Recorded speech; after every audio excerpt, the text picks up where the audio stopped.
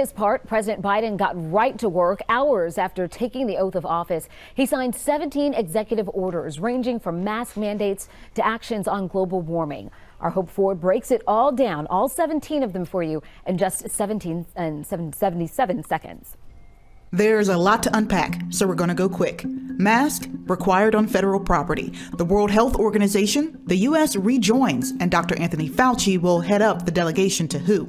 A new COVID-19 response coordinator position is created. A nationwide moratorium on evictions and foreclosures extended until March 31st. The pause on federal student loan interest and payments extended till September 30th. A majority of Biden's executive orders revolve around immigration. DACA protections reinstated. Travel ban to 7 Muslim-majority countries lifted. Expansion of immigration enforcement stopped. Construction of the border wall halted. Deferrals of deportations for Liberians extended. An order excluding undocumented immigrants from the census rescinded. The restriction on diversity and inclusion training within federal agencies is lifted, and workplace discrimination based on sexual orientation or gender identity is prohibited. The Paris Climate Accord rejoined, and the Keystone XL pipeline canceled. The Office of Management and Budget, the office that prepares the president's budget proposal, has to update their review process. And finally, anyone appointed to the executive branch has to sign an ethics pledge to ensure they act in the interest of the American people and not for personal gain.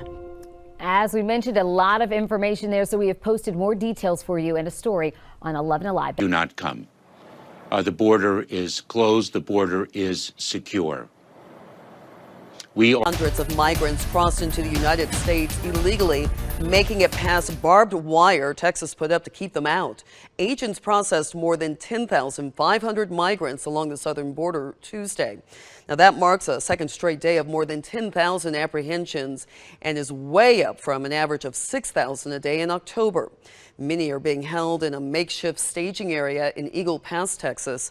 They are given Mylar blankets to help with the cold while they wait to go to a nearby processing area. This crisis has spiraled way out of control, and we are at the point of no return. On Monday, the governor of Texas signed an anti-immigration law that would make crossing the border illegally a state crime and possibly a felony, with much harsher penalties than the current federal laws. Civil rights groups have filed a lawsuit to stop the new Texas law from going. Martha, good morning. The message is quite clear. Do not come. The border is closed. The border is secure. And thousands of migrants are flooding the southwest border. In Eagle Pass, Texas, the Department of Public Safety says more than 1,400 crossed yesterday alone that we know of. That's where we find Fox's Chelsea Torres. And Chelsea, you spoke with neighbors who see this on a daily basis. So what are they saying?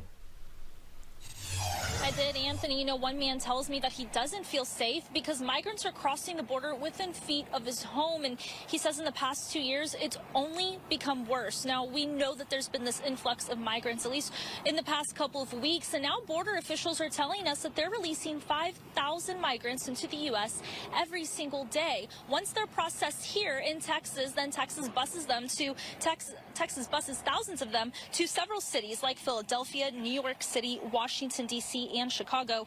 One neighbor says border officials and state troopers are stretched too thin. He says nearly 100 migrants cross through his neighborhood daily. He says one tried to break into his home. 2 other neighbors told me they had break-ins, and one found a migrant even hiding in her garage.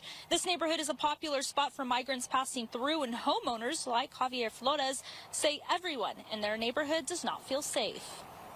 We don't know if they're, here to just get a better life, or they're here because they're trying to escape, their countries for whatever crimes they committed. We don't know.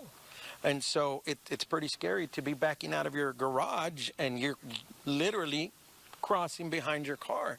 And so that's a scary part. Do not come. The border is closed. The border is secure.